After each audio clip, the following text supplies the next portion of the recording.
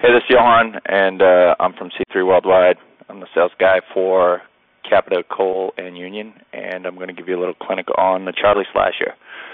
Right now, you're watching a video from Chappie, myself, and Ben Pellegrino in Baldface, which is in Nelson, BC, and this is a powder run where I'm following Ben on a Charlie, and I'm on a Charlie, and the third dude in there is Jeff Pincero.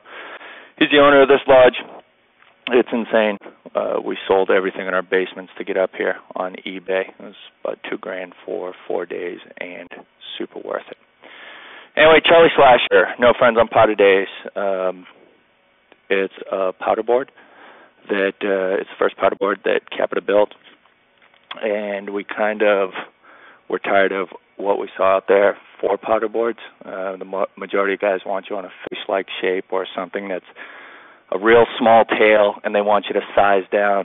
And to us, that doesn't make sense because in POW, you're hauling ass and dropping cliffs and just making big old turns and stuff, and you want a tail for your board, especially like if you get on groomers or anything like that, and you kind of see this red low cat track that you want to cab off of, and if you're riding on one of them like fish-style boards or real squash tails, you got nothing to pop off of.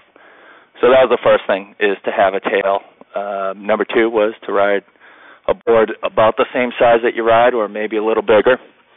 And three was to not make it look all whack.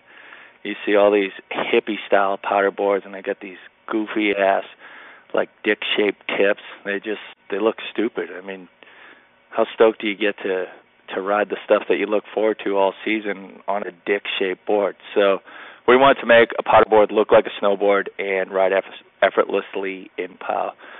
So what we did is we built two sizes, a 58 and a 64. We used some of the reverse camber stuff that's happening out there, and we did a 6mm reverse camber from the front insert pack to the tip. That 6mm lets that board float up real effortlessly in powder. And then we did zero camber from front insert pack to tail. So instead of rockering the back, or why we didn't rocker the back is because you've got so much weight on that back foot anyway when you're riding in POW. And you want to have some resistance when you go into a slash or you land or something like that. You don't want to roll out of the back seat. So you've still got enough, not camber, but enough behind you that you don't have to throw out the wheelie bars.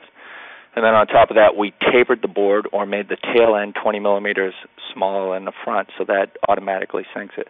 So you've got reverse camber that in the front that floats the tip. You've got that zero camber that gives you some meat underneath you, and a taper that sinks that ass end.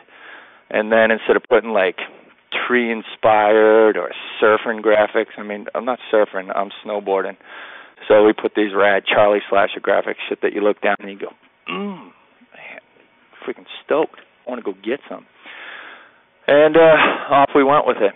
And the last thing that we wanted to do with this board is make it affordable. Because in reality, I mean, how many epic POW days do you get a season? 6, 10, 15 at the most. And why are you spending $500, $600, $700 on what is essentially a quiver board? So we wanted to make this board affordable, so it's $399. So accessibly priced, rad looking, ultra performing POW board from Capita. It's called the Charlie Slasher. Get some.